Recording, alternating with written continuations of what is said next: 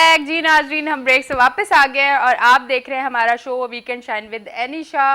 और फुल आज मैं कहते हैं ना एनर्जी के साथ आई हूँ, क्योंकि पता नहीं क्यों एनर्जी इतनी ज़्यादा क्यों है आज, वो मैं बताती हूँ कि मौसम बहुत अच्छा है और जब मौसम अच्छा हो तो फिर सब कुछ अच्छा होता है। वैसे कहते हैं कि आपके दिल का मौसम अच्छा होना चाहिए, सारे मौसम अच्छे लगते हैं। वैसे मेरे दिल का मौसम भी बहुत अच्छा चल रहा है आजकल। आजकल क्या, सदियों से ही चल रहा है। मेरे दिल का मौसम हमेशा बहुत खूबसूरत होता है, मैं उसे हमेशा खूबसूरत रखती हूँ। अच्छा जी, चलें साथ साथ मैं आपको बताती चलूँ, हमारे साथ हमारे दूसरे गेस्ट मौजूद हैं। अगर आप उनसे बात करना चाहते हैं तो आप हमें लाइव कॉल कर सकते हैं।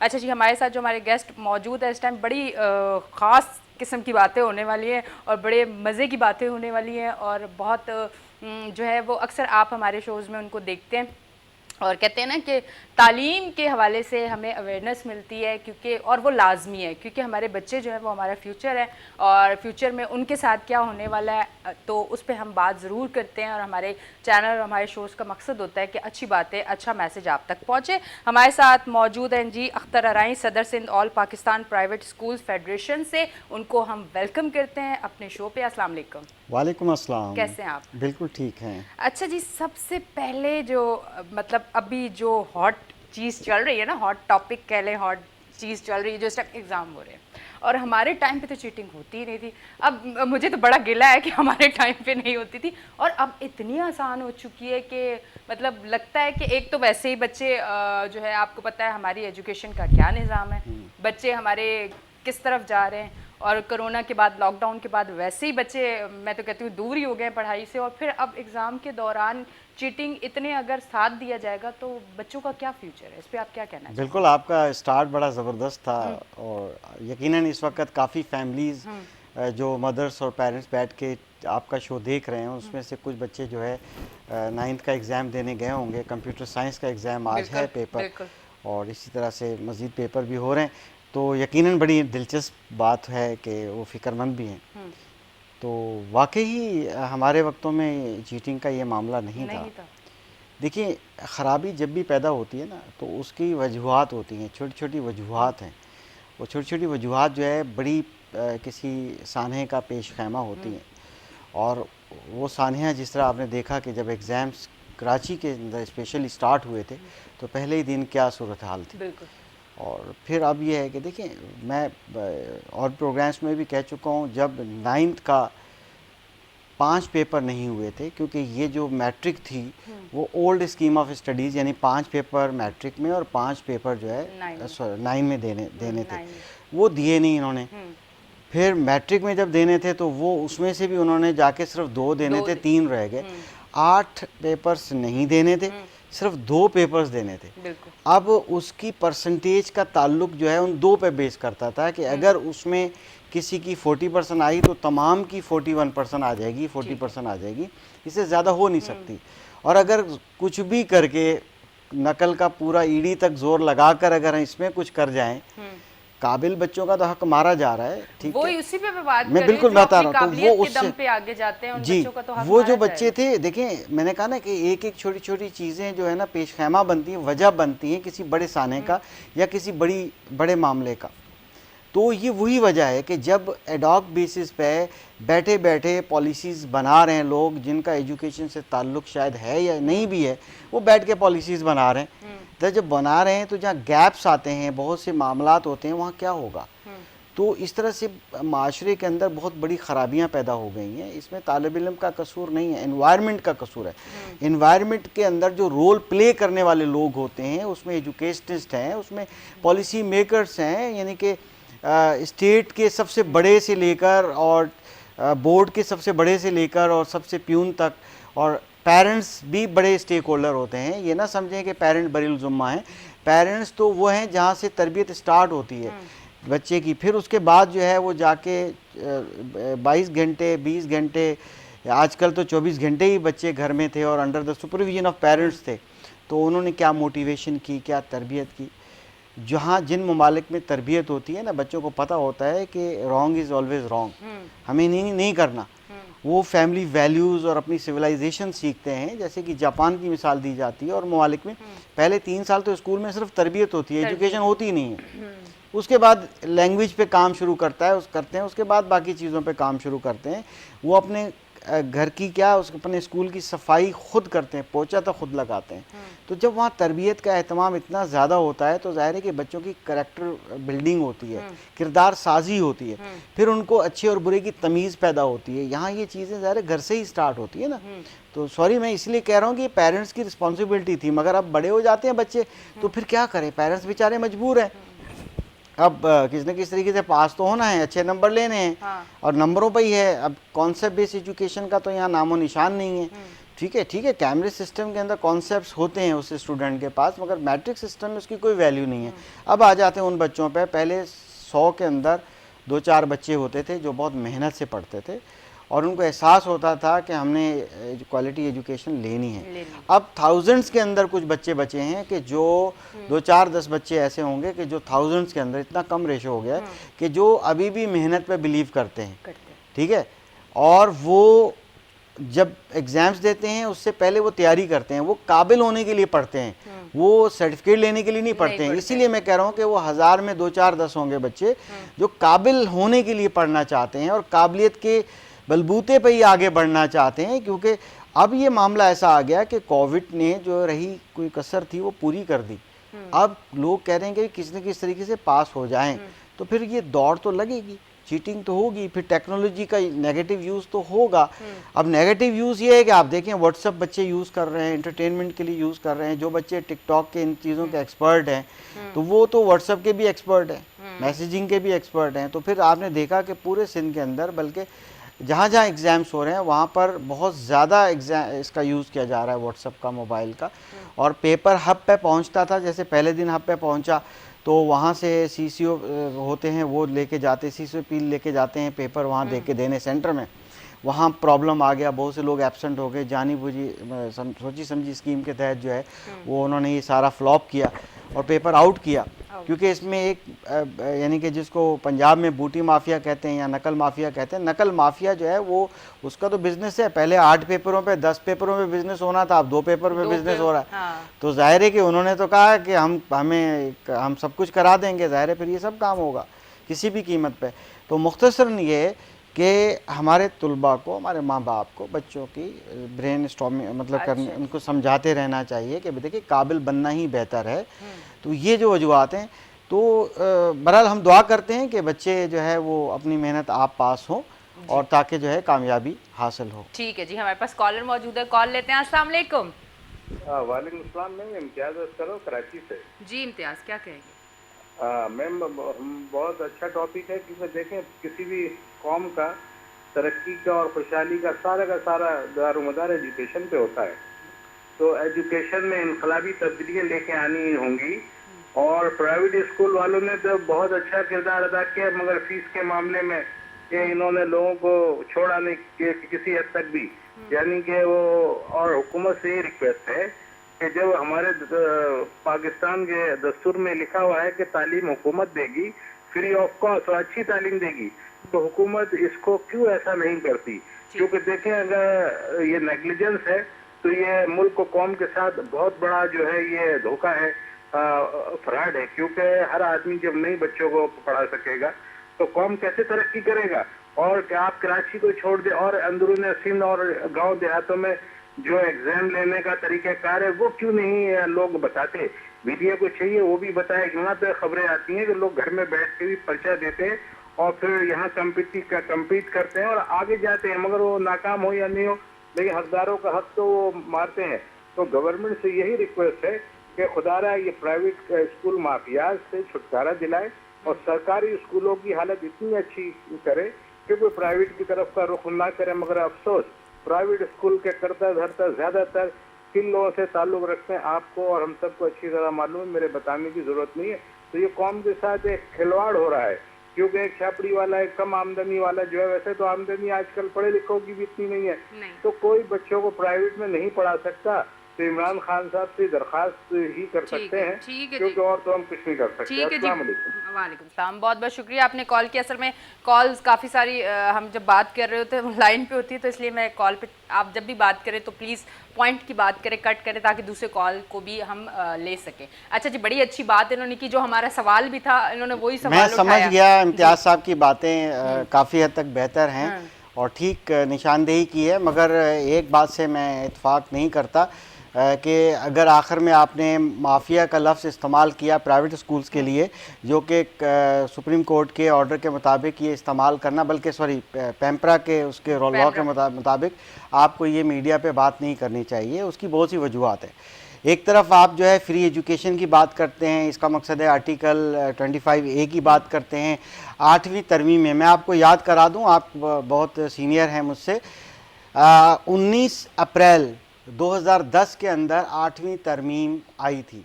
उसके अंदर जब सूबों को खुद मुख्तियार किया गया था, उसमें हुकूमत पाकिस्तान ने इस बात की गारंटी दी थी जो आप फरमा रहे हैं, गारंटी दी थी कि 16 साल तक के बच्चों को फ्री एजुकेशन, क्वालिटी एजुकेशन दी जाएगी।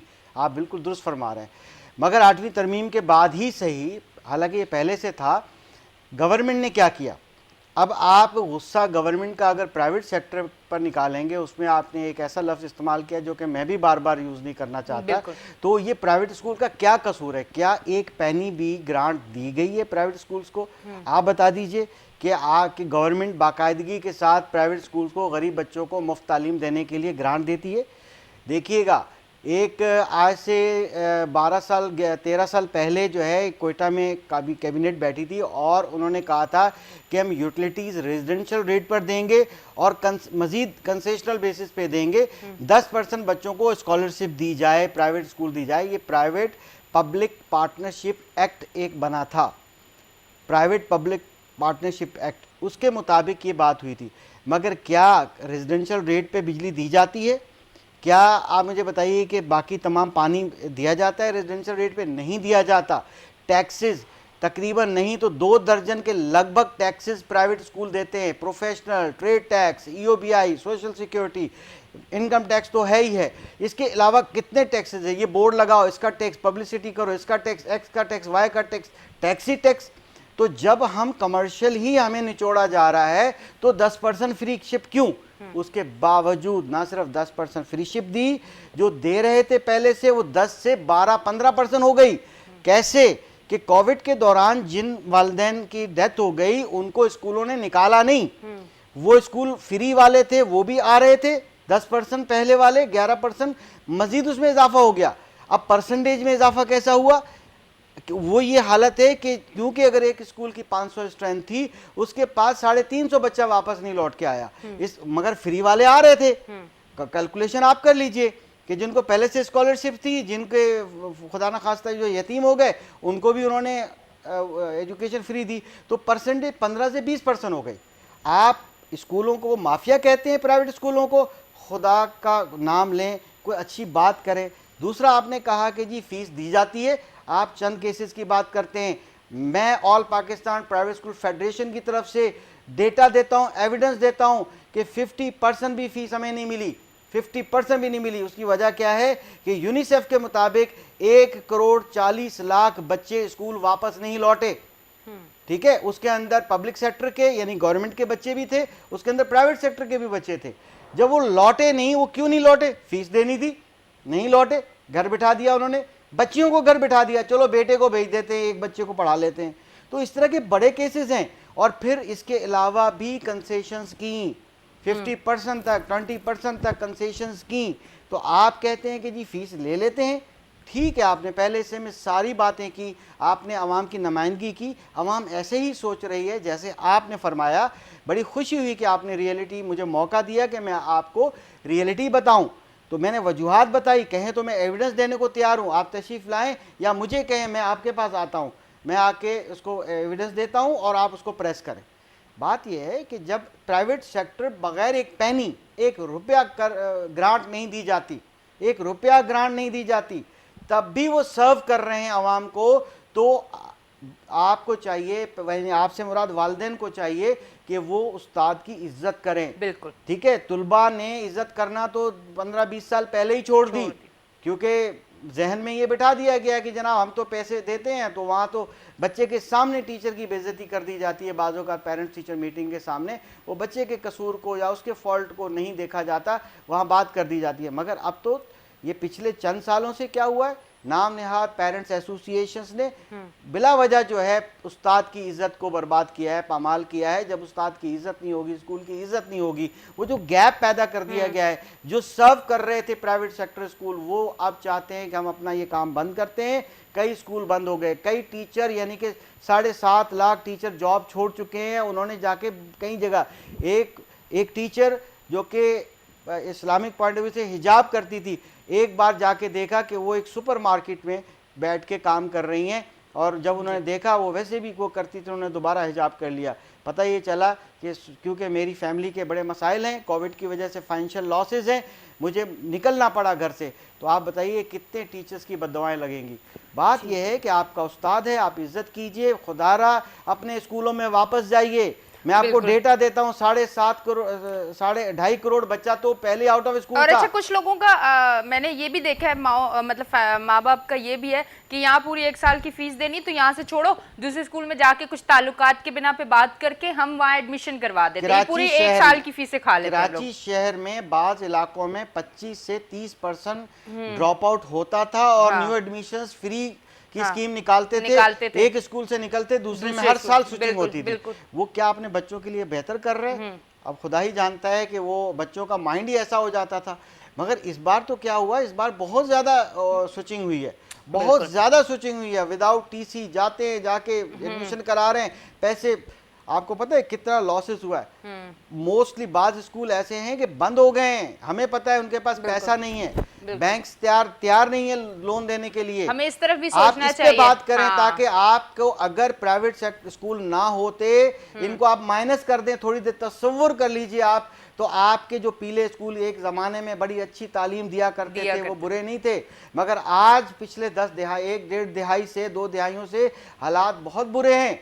हम माइनस हो जाते हैं, यकदम बंद कर देते हैं, all Pakistan private school federation ऐलान कर देती है, बंद कर देते हैं। मगर हमारे साथ बहुत से पेरेंट्स शामिल हैं, अच्छे पेरेंट्स आप जैसे लोग हमारे साथ हैं कि वो रियलिटी बताते हैं, वो गवर्नमेंट को जिम्मेदार ठहराते हैं, हमें जिम्मेदार नहीं ठहराते। हम आपका साथ देने को तैयार हैं, आपके बच्चों को अच्छी तालीम देने को तैयार हैं, और इंशाल्लाह देंगे। आप जाते जाते मैं एक फिगर बता दूं कि गवर्नमेंट 10,000 से ज़्यादा, अभी ताज़ा डेटा मेरे पास आया है, 10,000 से ज्यादा एक बच्चे पे खर्चा करती है गवर्नमेंट स्कूल के अंदर। ठीक है, वो गवर्नमेंट जो टीचर की सैलरीज और XYZ एक्सपेंसेस होते हैं, और बिल्डिंग फ्री की होती, रेंट देना नहीं होता, बिजली का बिल भी देते नहीं देते, और वो भी एक बच्चे पे। यानी ऐसा स्कूल भी यहाँ कराची शहर में, आप रूरल एरियाज की बात कर रहे हैं, कराची शहर में ऐसा स्कूल है कि वहाँ 13 टीचर्स हैं और 3 स्टूडेंट है। और पता चला कि जी 1 लाख रुपए से ज्यादा कॉस्ट कर रहा है वो एक बच्चा। एक बच्चा 1 लाख से ज्यादा कॉस्ट कर रहा है, उनको तनख्वाहें मुफ्त के मिल रही है। जब इतना पैसा गवर्नमेंट सैलरीज की मद में दे रही है और थोड़े बहुत दूसरे एक्सपेंसेस भी कर रही है, तो प्राइवेट स्कूल अगर 2,000-2,500 में या 1,500 में आपको एक तालीम दे रहा है, क्लासेस लगा रहा है, छत दे रहा है, पानी ठंडा पीने को दे रहा है, वो सारे टॉयलेट्स दे रहा है, सब चीजें दे रहा है, हर सहूलत बुनियादी दे रहा है, तो आपको तो शुक्रगुजार होना चाहिए। बिल्कुल जी। अच्छा, अब हम दूसरे सवाल की तरफ जाएंगे, जो बहुत अहम सवाल है मेरा, कि आजकल ना बच्चों के बड़े जहन में आया हुआ, मैं हर जगह से सुनती जा रही हूँ, बस मैं कहीं भी जाती हूँ तो वो अच्छा, हमें तो ज़्यादा बातें ये इसलिए सुनने को मिलती है कि मीडिया वाले, हो सकता है कोई खबर हो, मुझे कोई खबर नहीं है। मैं आज पूछूंगी यहाँ से ये अहम सवाल कि बच्चे बोल रहे हैं भाई हम लोग एग्ज़ाम में कुछ करें ना करें, याद करें ना करें, पेपर खाली भी दे के आ जाएं, और कुछ बच्चों को मैंने ऐसे भी सुना कि हम तो ड्रामे की स्टोरी लिख लेंगे जो हमने रात को देखी थी, फिर भी बोर्ड ने कह दी कि हमें पास करेंगे। ये क्या मतलब, ये क्या कहानी चल रही है? बच्चों के जहनों में ये बात बसी हुई, जिसकी वजह से वो और जरा ढीले हो गए कि नहीं छोड़ो, तैयारी करने की क्या जरूरत है, पास तो वैसे भी हम हो जाएंगे। बिल्कुल बिल्कुल, देखिए बच्चे अब और से सुने आप लोग, बड़ी इंपॉर्टेंट बात है। देखिए मैं आपको बताऊं कि अगर मैं सिंपल बताता हूं कि गवर्नमेंट की वो जो पॉलिसीज बनती हैं, जो एडॉक बेसिस पे बैठे बैठे कोई ना कोई सोल्यूशन, शॉर्टकट निकाल देते हैं। ये शॉर्टकट और ये शॉर्ट टर्म सोल्यूशंस हमारे लिए बहुत बड़े उसका पेशखैमा बनती हैं। वो गलतियां जो होती हैं वो बड़े मसाइल पैदा कर देती हैं माशरे के अंदर और हर उसके अंदर। अब हम कहाँ जाएं, हमारे बच्चे कहाँ जाएं? जब 8 पेपर आपने नहीं लिए, सिर्फ आप 2 पेपर ले रहे हैं, और उसकी फिर परसेंटेज के लिए जाहिर है कि दौड़ तो लगनी है। यानी कि देखिए कि पेपर स्टार्ट हुए, पहला पेपर है मैट्रिक का, ठीक है, और उसी में उसने परसेंटेज बनानी है। ऐसी दौड़ें लग गई, ऐसा वो नकल माफिया है, मौजूद है, ये बिल्कुल इम्तियाज साहब ने अच्छी बात की, मौजूद है। उसमें प्राइवेट सेक्टर के भी लोग भी हैं, उसके अंदर नकल माफिया के अंदर गवर्नमेंट सेक्टर के ज्यादा लोग मौजूद हैं, क्योंकि उनके सेंटर होते हैं, उन्हीं के सुप्रिटेंडेंट होते हैं, उन्हीं का सब कुछ होता है, ज्यादा वहां उन्हीं की चलती है गवर्नमेंट टीचर्स की। ठीक है, अब उन्होंने पहला पेपर स्टार्ट हुआ, that was the first paper. जो सेकंड पेपर था वो सेकंड नहीं था, that was the last paper. हाँ, यानी कि जब स्टार्ट हुआ, और खत्म, तजर्बे की रोशनी में बोर्ड ने जो किया प्लानिंग, गया गया, दूसरा पेपर एंड हो गया, एंड हो गया। लो जी मैट्रिक का रिजल्ट आ जाएगा। अब बच्चों ने पहले तो सोचा था 33%, मगर माफिया ने और वालिदैन ने ये सोचा कि परसेंटेज कैसे बढ़ानी है, तो फिर यही है कि 2 पेपर हैं, इस पे आप लगा दो दाव। तो ये मामला जो हुए हैं उसकी वजह से नकल बढ़ी है, चीटिंग बढ़ी है, चीटिंग कम नहीं हुई। अब वो 33% की वजह से भी बढ़ी है। मगर अगर कोई सोच रहा है कि चलो ठीक है भाई पास तो हो जाएंगे, तो मैंने तो पहले भी प्रोग्राम के आपके शायद किसी प्रोग्राम में कहा था, ई ग्रेड आ जाएगा हाँ, सारे पेपरों में, क्योंकि जब ई ग्रेड के नंबर उसमें लेंगे 2 पेपरों में, तो फिर बाकियों में भी तो 33 मिलेंगे ना, या 33.1 मिल जाएंगे, या मतलब 5 मिल जाएंगे, 34 मिल जाएंगे, तो ई ग्रेड मिलेगा। ई ग्रेड का मतलब मैंने कहा था एग्जिट, यानी एजुकेशन जो हो जाओ एग्जिट। हाँ, बिल्कुल। ठीक है, बच्चे का वो पास तो हो गया जी, हाँ, मैट्रिक है, हाँ, एग्जिट, जाओ मजदूरी करो, कोई काम सीखो, मैकेनिक बनो। अगर उनका डी ग्रेड आ जाता है, जो 33 की कोशिश तो कर रहे थे, 40 आ गए या 41 आ गए, 40 आ गए, डी ग्रेड बनेगा। डी ग्रेड का मतलब डफर, डफर।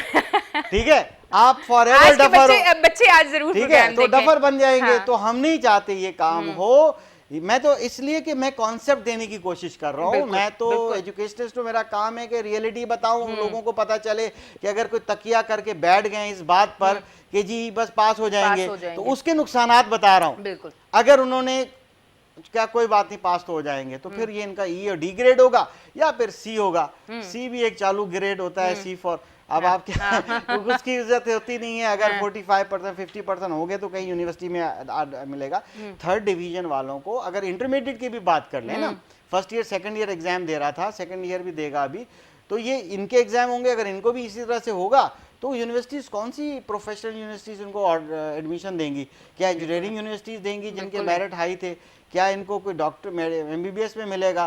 तो अब जाहिर है कि जब पैसा खर्च करेंगे उसके बाद ये क्या डॉक्टर बनेंगे, क्या डॉक्टर इंजीनियर, इसलिए कह रहा हूँ कि उसके फिर क्वालिटी ऑफ एजुकेशन जब नहीं रही, बेसिक फीडिंग जो है उसकी वो अच्छी नहीं है, तो प्रोफेशनल डिग्री में वो क्या कर पाएंगे, फिर वो किस तरह से अपनी नेशन को सर्व करेंगे। तो मैं कहता हूँ खुदारा अपनी सोच को पॉजिटिव कीजिए।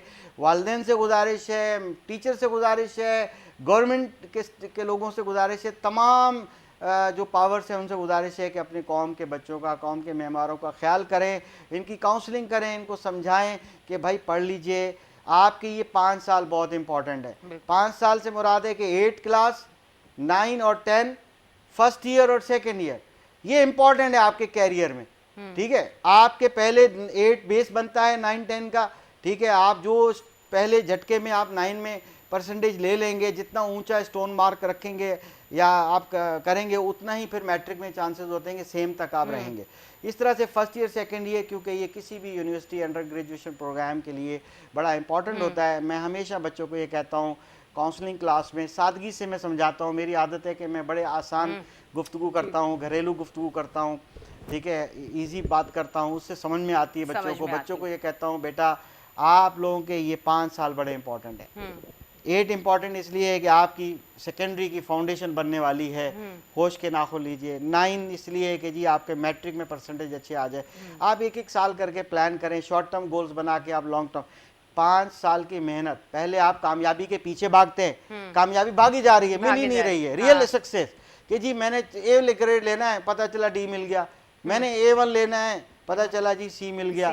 ठीक है, यानी कामयाबी दूर है, आप उसके पीछे भागते हैं, जो भी तरीका इख्तियार करते हैं। मगर एक वक्त आता है कि आप जब 5 साल में आप अच्छा ग्रेड ले आते हैं, यानी इंटरमीडिएट आपका A+ होता है, या 80% हो या प्लस हो, या तो फिर कामयाबी आपके करीब आ जाती है। अगर कोई बच्चे सुन रहे हैं जिनका आज पेपर नहीं है, जो बायोलॉजी ग्रुप के हैं, या दूसरे स्टूडेंट सुन रहे हैं, पेरेंट्स सुन रहे हैं, कामयाबी के साथ शोल्डर मिला लेते हैं आप।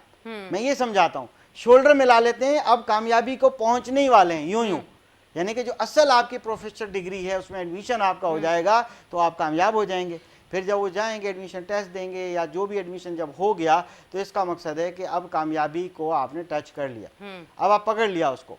अब पकड़ने के रखना नहीं है, अब आपने कामयाबी आपके पीछे लग जाएगी। फॉर एग्जाम्पल MBBS में एडमिशन हो गया, इंजीनियरिंग यूनिवर्सिटी में हो गया या किसी भी प्रोफेशनल उसके अंदर हो गया, अब आपकी सक्सेस पीछे लग गई। कैसे पीछे लग गई? एक गरीब का बच्चा है, आप फरमाएंगे कि जी उसका भी तालीम का हक है, अच्छी यूनिवर्सिटी बहुत महंगी हैं, अच्छी यूनिवर्सिटी में एडमिशन भी हो जाएगा।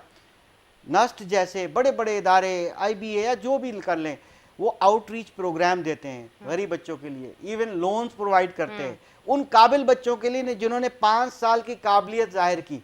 वो रिकग्नाइज कर लेते हैं कि ये 5 साल मतलब इसकी ज़िंदगी के 50 साल, जीरो मेरी तरफ से लगा दीजिए उसमें, यानी कि 50 ईयर की सक्सेस एजुकेशन या सक्सेस लाइफ उसकी हो गई। यानी कि अब उसकी 50 साल जिंदगी जो गुजरेगी ना, 5 के पीछे 0 लगा दे तो उसको 50 रीड करेंगे।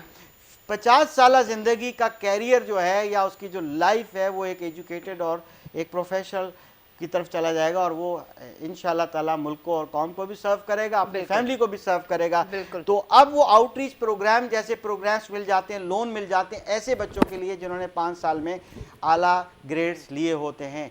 तो ये मेरी बात है, मैं हमेशा काउंसलिंग करता हूँ, आप भी काउंसलिंग कीजिए बच्चों के साथ।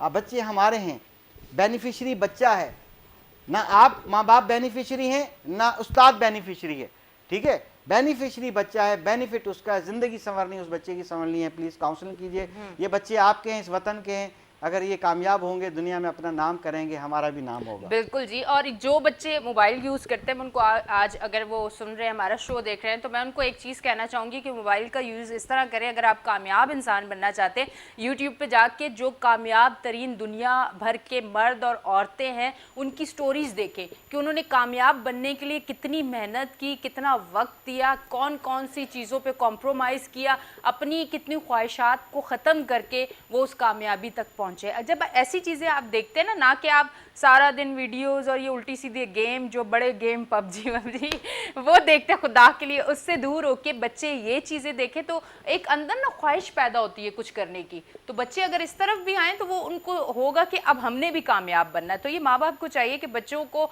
अगर उनके पास मोबाइल है और वो यूज़ कर रहे हैं तो उनको बोले ये चीज़ें देखो ताकि आगे का सफ़र तुम्हारा आसान हो। अच्छा जी, एक चीज़ और मैं पूछूंगी, मुझे ये बताएं कि आप पेपर्स के बाद, एग्ज़ाम के बाद जिस तरह से एक रूटीन हम लोगों की बन चुकी है, क्योंकि कोरोना के बाद SOPs को फॉलो करना है, एक दिन ऑफ और एक दिन आपने जाना होता है स्कूल में, इस तरह से करके भी सिलसिला पूरा बना हुआ था। तो आया आगे भी यही सिलसिला चलेगा या प्रॉपर 5 दिन वीक में मंडे टू फ्राइडे बच्चे स्कूल जाएंगे या वही वाले 2 से 3 दिन जाएंगे? क्या आगे कोई इसके लिए कोई ना कोई बनाई गई है पॉलिसी? पहली बात तो ये है कि ये जो इसका जवाब तो गवर्नमेंट के कोई रिप्रेजेंटेटिव या किसी पॉलिटिकल पार्टी के दे सकते हैं। मैं बताता हूँ। पहली बात तो एक्चुअली तो वही बता सकते हैं या हमारे मिनिस्टर एजुकेशन बता सकते हैं या फेडरल मिनिस्टर बता सकते हैं। मगर एक्चुअली एक बात है कि if there is will there is way. देखिए 5 दिन आप स्कूल जाते थे मेट्रोपॉलिटन सिटी में या बड़े शहरों में 5 डेज होता है, नॉर्मली 6 डेज होता है। अब 5 डेज जाते थे, 5 डेज में आप 50% नहीं जा रहे, आप 3 डेज जा रहे हैं। 3 डेज की अगर परसेंटेज निकालें कि एवरी आप वीक जो है 2 डेज आपके क्लास मिस होती है। प्राइवेट सेक्टर आपके साथ किसी न किसी तरीके से ऑनलाइन सपोर्ट भी करता है। जैसे हमारे न्यू जनरेशन स्कूल सिस्टम्स जितने भी हैं उसके अंदर हर क्लासरूम के अंदर टेक्नोलॉजी मौजूद है। वहाँ पर बाथरूम मौजूद नहीं है, वहाँ पीने का पानी मौजूद नहीं है पब्लिक सेक्टर यानी गवर्नमेंट स्कूलों में। यहाँ पर जो है आपको IT मौजूद है क्लास के अंदर और फिजिकल क्लासेस भी 3 दिन होती हैं। 3 दिन का मतलब है कि 65% आपकी क्लासेस होती हैं, 2 दिन आप सिर्फ गैर हाजिर रहते हैं। मगर इसको आप कमी मत समझें। मगर हमारी दुआ है कि हो सकता है कि ईद के बाद हो सकता है कि अगर कोविड कंट्रोल में रहा और जो परसेंटेज के टारगेट्स हैं कि ये पॉजिटिविटी टेस्टिंग के अंदर इतनी होगी तो गवर्नमेंट की जो पॉलिसी है फेडरल गवर्नमेंट की उसके मुताबिक तो वो ये है कि हो सकता है फुल डेज भी हो जाए। अच्छा। मगर SOPs को ख्याल करना है। वैक्सीनेशन हो रही है, काफ़ी वैक्सीनेशन हो चुकी है। हाँ, पर इसमें भी एक टाइम लगेगा, एकदम टाइम लगेगा, मगर ये है कि ये चीज़ें नॉर्मल हो जाएंगी, उम्मीद है। मगर हमेशा दुनिया उम्मीद पे ही कायम है। पॉजिटिव थिंकर अगर हैं तो आप कीड़े नहीं निकालते, सिली आर्गुमेंट्स नहीं करते, के कि जी ये क्या हुआ, ये क्या हुआ, ऐसा है वैसा, ऐसा वैसा ना करें। आप जो है, आपको अगर 1.5 रोटी मिल गई है, शुक्र करें अल्लाह का। बल्कि 2 ये रोटी हमारे पूरी नहीं लिए अगर मिलती। देखा जाए तो ये हमारे लिए ही हो रहा है, हमारी जान जो है वो बच जाए, हम इस वायरस से बच जाए, बल्कि ये सारी चीज़ें हमारे लिए हो रही है, पर हम सोचते नहीं। एनी हम लोग साहबा, मैं एक हाँ, बात इसमें कहना चाहता जरूर, था जो लास्ट बड़ी का 1 इंपॉर्टेंट मिनट थी। है। हाँ, हाँ, नहीं, मैं एक बात हाँ, और कहना चाह रहा था कि पेरेंट्स को चाहिए कि वो 3 दिन में भी, जो ज्यादातर ग्रोन अप बच्चे हैं ना, बड़े, वो 2 दिन आते हैं, किसी दिन छुट्टी कर लेते हैं। हाँ, बीच में फिर वो भी नहीं करनी चाहिए। वो नहीं करनी चाहिए। वो नहीं करनी चाहिए कि अगर 3 डेज फुल अटेंडेंस है तो आपकी 65% फिजिकल क्लासेस ले रहे हैं आप। ले रहे हैं। तो आप पढ़ें, दिलचस्पी से पढ़ें, बच्चों को पढ़ाएं, बच्चों को मोटिवेट करें, हौसला दें, और इंशाल्लाह कामयाबी आपका मुकद्दर है। पॉजिटिव थिंकर हमेशा नाकाम नहीं होते। अगर आप सोचेंगे नहीं जी ये क्यों आधा गिलास पानी है, नहीं जी मैं तो नहीं पी रहा, ये तो 3 दिन बुला रहे हैं, आधा गिलास खाली है, तो ये क्या हुआ? तो अब ये भी तो इसी देखें, बात पे आधे बैठे गिलास में रहेंगे। पानी है, हम सिर्फ खाली देखते हैं। भाई आधा गिलास हुआ ना। मेरा कहने का मकसद था कि आपको फिजिकल क्लासेस अगर 3 डेज हो रही हैं तो आप शुक्र करके करें तो सही। बिल्कुल, बिल्कुल। एक्चुअली वो आधा नहीं है। हाँ। मैंने बताया 65% है। 5 65 डेज में से 3 दिन आते, 2 दिन नहीं आते। बिल्कुल। तो 65% पौना गिलास समझ लें, आधे से ज्यादा है। आप पढ़ें तो सही, पढ़ाएं तो सही बच्चों को, आप भेजें तो सही बच्चों को, मोटिवेट तो करें, काउंसलिंग तो करें।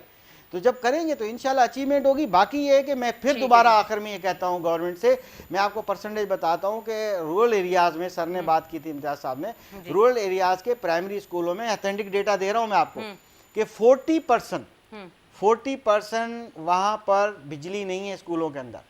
गवर्नमेंट स्कूलों में, रूरल एरियाज या छोटे शहरों के इलाकों के जो स्कूल हैं वहाँ पर, रूरल एरियाज के तमाम जो परसेंटेज प्राइमरी स्कूल की मिलाए वहाँ नहीं है। वहाँ पर 49% उसके अंदर 49 कमोबेश 50% में जो है ना साफ पानी पीने का मौजूद नहीं है, टॉयलेट मौजूद नहीं है, ठीक है, फंक्शनल टॉयलेट जिसमें पानी भी हो। वहां पर जाके बच्चे, वो ऐसे एक टेम्पररी अरेंजमेंट होता है। तो जब आपका फुकदान एक तरफ ये है, दूसरी तरफ न्यू जनरेशन स्कूलिंग सिस्टम के अंदर आपको क्लासरूम में भी आईटी मिलती है, फिर वो वेबसाइट, कोई ना कोई वेबसाइट डेवलप करके आपको वो 2 दिन नहीं जो आते बच्चे, उसकी वजह से आपको ऑनलाइन भी पढ़ा रहे हैं, होमवर्क भी दे रहे हैं, सब कुछ कर रहे हैं, और क्या चाहिए। तो शुक्रिया अदा कीजिए इन प्राइवेट स्कूलों का, और प्लीज अपने ताल्लुकात अच्छे कीजिए प्राइवेट स्कूलों के साथ, क्योंकि ये आपके साथी हैं, आपके बच्चों का फ्यूचर अच्छा देखना चाहते हैं। इसीलिए जाइए उन स्कूलों के साथ, उन उस्ताजा के साथ जो रूठे हुए हैं, उनको मनाइए और उनका शुक्रिया अदा कीजिए। बहुत बहुत शुक्रिया, आप हमारे शो में तशरीफ लेके आए। लाइव होता है तो इसलिए 1-1 मिनट बड़ा खतरनाक हो जाता है लास्ट का, तो बहुत बहुत शुक्रिया।